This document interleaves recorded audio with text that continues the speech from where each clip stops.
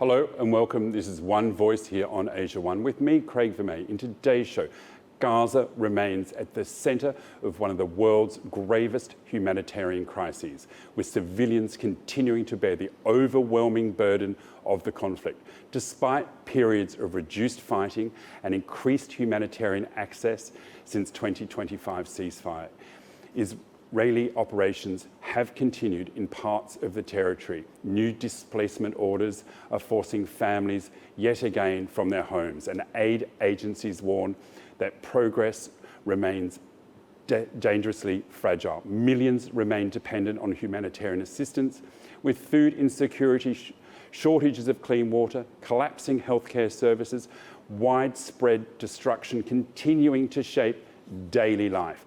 Children remain among the hardest hit, facing malnutrition, interrupted education, and lasting psychological trauma. While international aid has helped prevent the worst-case famine scenarios, the UN warns that funding shortages, restrictions on aid delivery, and continued insecurity could rapidly reverse those gains. For Gaza's civilians, survival remains a daily struggle, as hopes for a lasting political solution appear as distant as ever. To look at that with me is Mukesh Kapila, Global and Humanitarian Health Professor. Thank you very much for your time today. Let's start with just a bit of a big picture. How would you describe the overall situation inside Gaza at the moment? I think that we could describe it that Gaza is in suspended animation. The famine that was prevalent towards the end of last year has not been cured.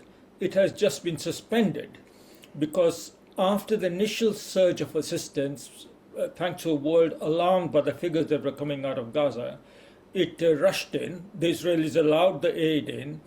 But in the last 3-4 months, the situation has been going downwards, and at least 1.5 million people are teetering towards increased food insecurity by the end of the year. So all we can say is that, yes, it's not as bad as last year, but it is on the road for getting bad again if the current trend continues. Mm-hmm. So with the so-called yellow line and that changing its position, more people being forced, more Palestinians being forced from their homes, and the military blocking aid convoys is just making this situation worse. Well, the first thing to say about the areas around the yellow line is that we don't really know so many statistics about what's going on to the people there. Because all the surveys, for example, around disease spread or malnutrition levels are in areas that have been accessible or have been accessed by international UN observers and analysts. So the areas around the yellow line are probably worse off, but we can't actually measure them. This is where thousands of people have lost their homes and their water sources, their marketplaces and such like.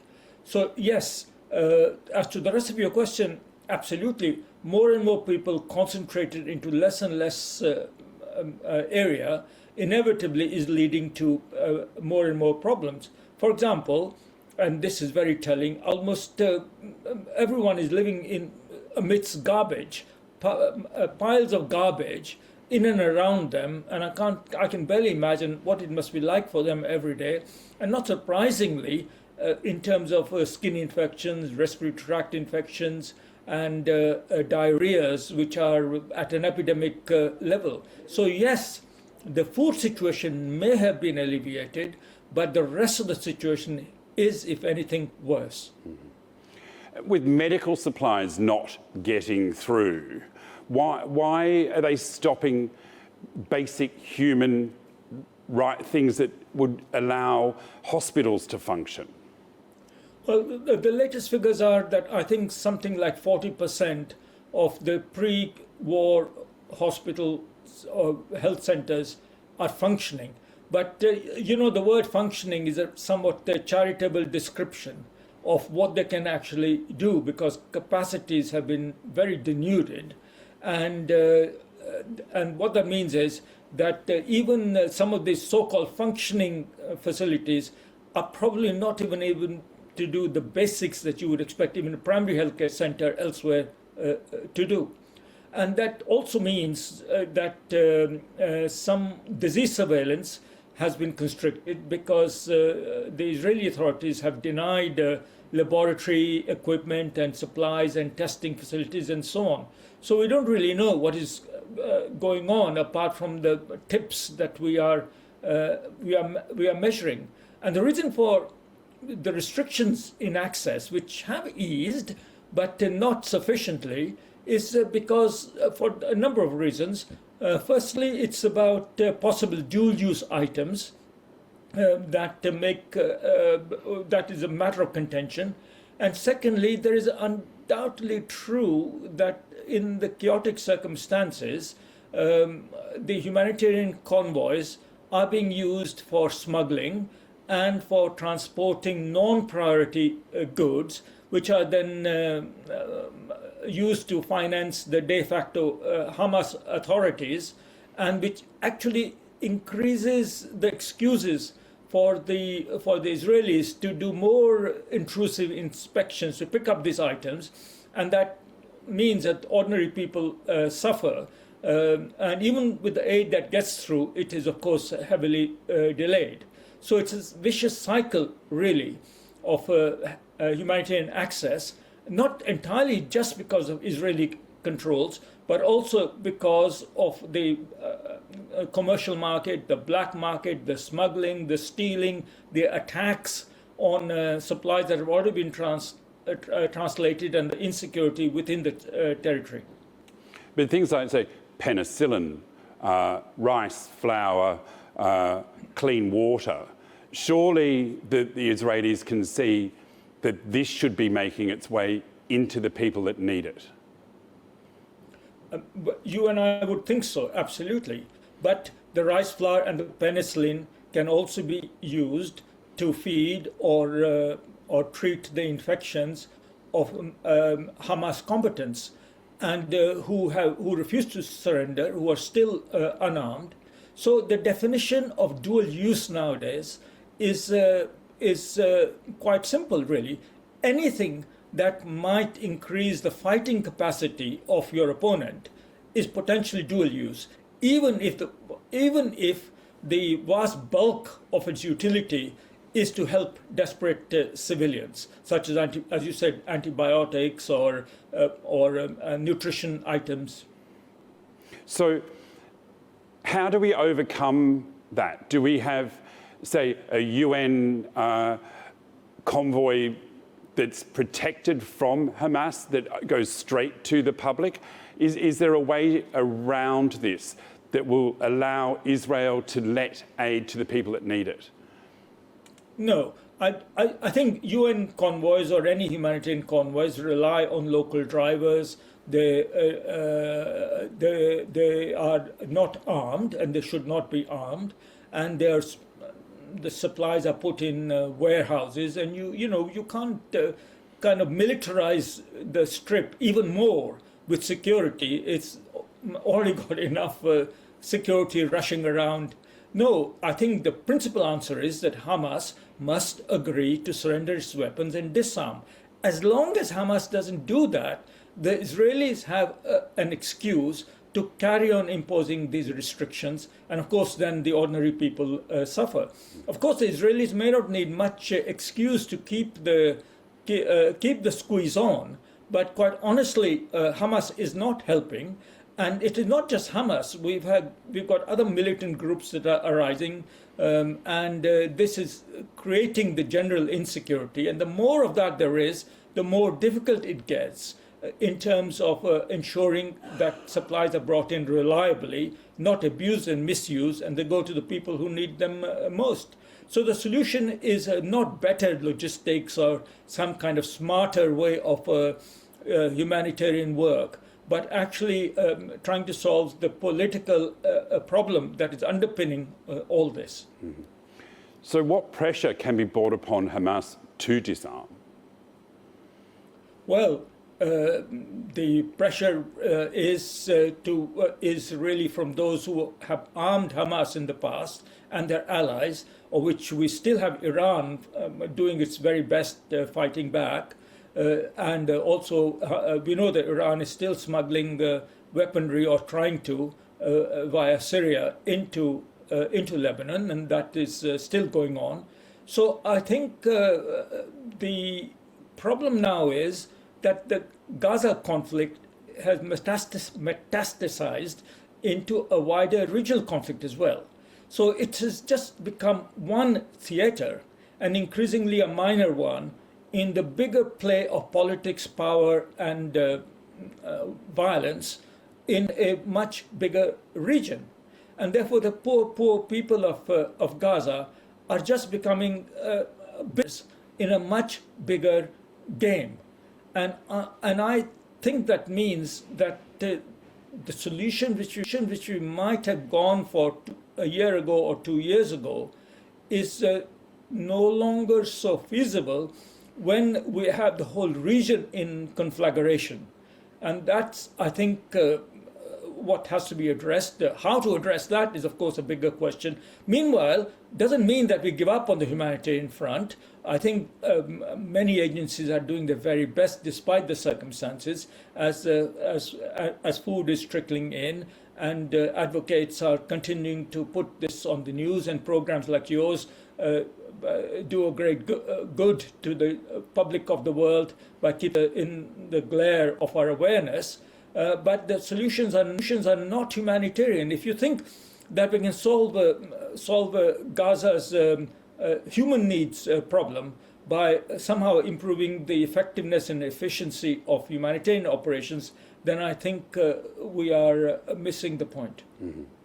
So talking about the sort of diplomacy side then, is there more pressure that can be brought on Israel to back from military action, more pressure brought on Hamas to disarm? And is there an intermediary that could help with this? I mean, Trump hasn't really helped at all in this. He's inflamed it, in actual fact. So it's not going to be the US. Is there somebody, maybe Qatar or somebody, that could come along? And then you have the problem that Israel doesn't want to talk to those people. So is there somebody that could step in? Not really. We have the UN, as you know, is paralyzed. And in any case, who respects the UN nowadays? The frontline Arab states like Qatar are themselves under assault in relation to the Iran war with the United States. And of course, Israel is going to have its domestic elections before too long. And there, the society is split, because I think whichever side political divides, of which there are several, in Israel you stand on, they are united in one aspect, and that is the security side. And as long as Hamas continues to do its mischief in the Gaza Strip, and as long as Hezbollah does do their mischief in Lebanon, Israel is validated to continue its very, very hard-line security approaches. Of course, anybody smart would say to the Israelis, surely you can protect your own security of your own people, your country, of Israel, without these atrocious things you're doing in both West Bank, Gaza, as well as southern Lebanon. But I'm afraid their dogma and doctrine is beyond that stage of reason. So if you're asking me to give you some kind of let-out clause or some optimism, or to say that, hey, this is a solution we've just been missing and you only have to just adopt it and lobby for it, then I'm afraid I will have to disappoint you. It's extremely important for people around the world, anyone listening to your program, not to be lulled into a false sense of comfort or a false sense of feeling that there is a solution around the corner. I'm afraid it's a net sum zero game that is currently going on, and the Gazans are just a very tiny fraction of that net sum zero game. Mm-hmm. Today, I'm looking at Gaza and how it remains gripped by a humanitarian crisis, with millions relying on aid as continued Israeli military operations repeatedly displace many of the civilians and damage the infrastructure, making daily life a struggle. Humanitarian agencies warn that without sustained access for aid and a lasting ceasefire, conditions could only deteriorate more. To help me understand what is happening and why it matters is Mukesh Kapila, Global and Humanitarian Health Professor. Thanks for staying with me. Now, let's turn to Netanyahu and the election. Is he continuing a push because he wants to be seen as that strong man to get more votes? Yes, I think in the internal calculus of getting votes in Israel, to show any weakness is not going to win you votes. So, by logic, I think any potential leader, Netanyahu himself or anyone who replaces him, has got to show that the well-being and security of Israel is in reliable hands. I think an Israeli society itself, although there are segments of Israeli society which are deeply disturbed about the human rights atrocities that have been committed in the name of the Israeli state in the occupied Palestine territories, Lebanon, also, they are, I do not think, have much influence in terms of trying to mitigate some of the behaviors which will result in greater humanity being expressed in relation to territories like Gaza. So I think I'm not very optimistic on that particular front, not least the signals coming out from the United States, and nothing happens in Israel without United States allowing it or sanctioning it or even encouraging it, are not at all helpful. Gaza, President Trump's own peace board is more or less moribund. Its technical committee of Palestinians are still sitting in Cairo, not allowed to go inside.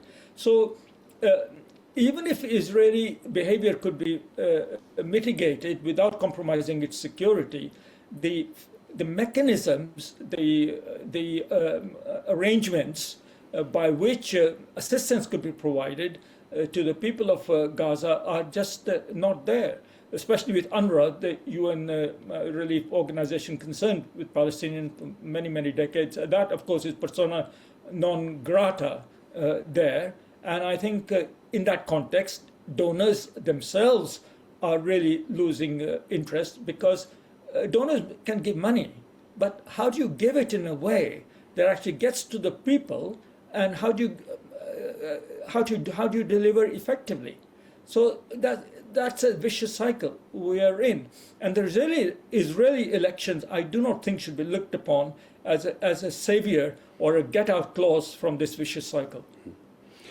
Is there many vocal people within the Knesset that would like an end to this conflict? Oh, sure. Absolutely. There are many, many good people in the Knesset. There are many, many good people in Israel, deeply disturbed by what is going on, and showing great courage to speak up about it and to try and get a change of mindset. There is also the diaspora, Israeli diaspora, the Jewish diaspora, and not just the Jewish diaspora, but a lot of civil society concerned from all over the world. There is no question about that. But the combination of all of that pales into insignificance when against the image that Hamas, Hezbollah, Iran, Hutu have, and which is then basically the good things that are required to be done are completely thrown into the shade by the bad behavior of these other people, especially Hamas. And I think that they're the number one obstacle.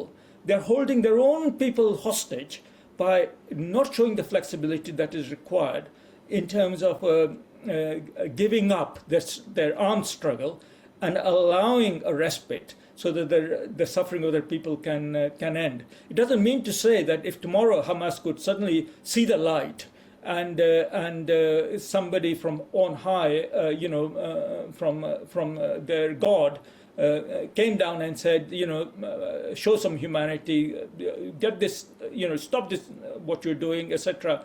It doesn't mean that tomorrow Israel would then reciprocate in equal measure, and the doors will open and honey and milk will flow down the streets of Gaza, because the trust has been eroded so much that even when there are temporary respites, they don't last long. And that's what we've seen in the last year alone. Famine mitigated, but people held in suspension, more convoys coming in, but along with that, a lot of people making money. There is still money in Gaza, and many of the private sector convoys that are coming in, hundreds of trucks have come in, are bringing in supplies which are not humanitarian supplies necessarily, and people are benefiting from that, those who have got money.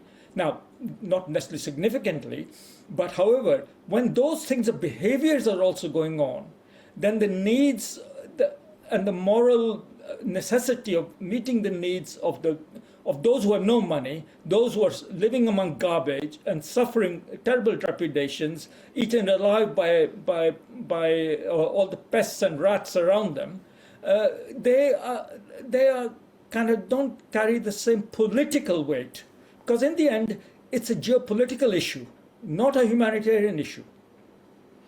So you mentioned back a little bit that about Trump as a player. Now, he's heading towards midterms, and do you think has changed his focus away from Israel because he doesn't want to be involved there, so the Israelis, the Jewish community, because a lot of funding comes to the Republicans from this diaspora in the US. So is he less vocal at the moment about the situation in Gaza and Israel's conflict than he has been before for that reason?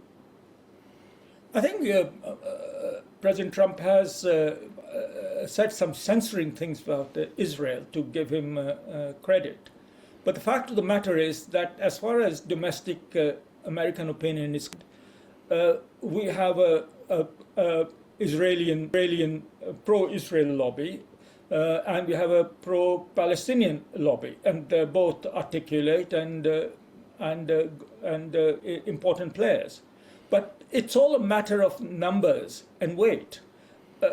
The fact is that the pro-Israeli lobby is much stronger than the pro-Arab or the pro-Palestinian lobby. And although the American people are, and certainly Congress is turning off against Trump's wars on Iran, and that has an implication for the political approach to Israel in the conflict in the Levant. It's all about balance of weight. And by far, the pro-Israel lobby is far, far, far stronger than the pro-Israel or the pro-Arab or the pro-Palestine lobby. So if you're counting votes and numbers, there is no question which remains dominant in the United States. So we've just seen Britain dramatically cut its aid budget. Is this going to have a knock-on effect for Palestinians as well? I think aid budget cuts around the world, whether it's American, British, or European, have undoubtedly having a knock-on effect. Having said that, there's a massive war going on in Sudan, where the humanitarian situation is far, far worse than the situation in Gaza. Though, I think it's very difficult to compare the pain of one set of people against another set of people. We had a huge earthquake in Venezuela, but there are something like over 10 million people in humanitarian need from previous crises, and to which you add the other one.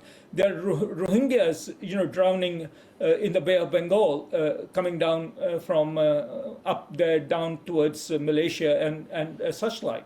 So, in that context, the humanitarian needs of Gaza are very definitely there.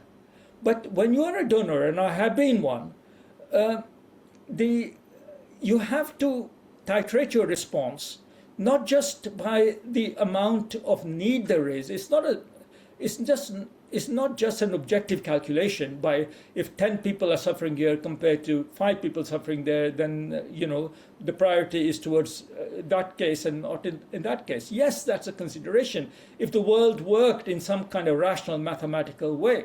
But there is a much more significant factor about the politics, about the deliverability, about whether or not your aid is going to have an effect or not have an effect, and whether or not your aid is going to be sustainable and not make a difference. And there, I'm afraid, on all those counts, Gaza comes off very, very poorly. Now, if Gaza went into famine again, I'm sure the donors would rush in and do a surge like happened a few months ago. And the reason for that is because a famine in Gaza is bad politics, and therefore it's bad politics for the West and bad politics for the donors. But as soon as the famine remits a little bit, as is the case now, well, you've got other things to do. There are other problems to be done. So yes, aid cuts are an issue. But quite honestly, the world has enough money, including enough aid money, if it wants. So I do not think we can blame the situation in Gaza, where it is now and where it might go to, on a matter of aid cuts, because, as I keep on saying, this is not a humanitarian issue. Thanks, Mukesh. And that brings us to the end of today's conversation, where I looked at Gaza. Although humanitarian conditions have improved in some areas compared with the height of the conflict, Gaza remains on the edge of another catastrophe. Without sustained humanitarian access, adequate international funding, and a durable political settlement, millions of civilians will continue to face immense hardship.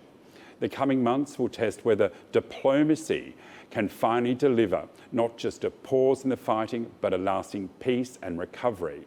Thank you to Mukesh Kapila, Global and Humanitarian Health Professor, for sharing your insights. And as always here on One Voice, we aim to cut through the noise and bring you the stories that matter from the voices that know. And if you missed any part of today's show, be sure to go to our YouTube channel, Asia One News. I'm Craig Vermay. Thank you for watching One Voice.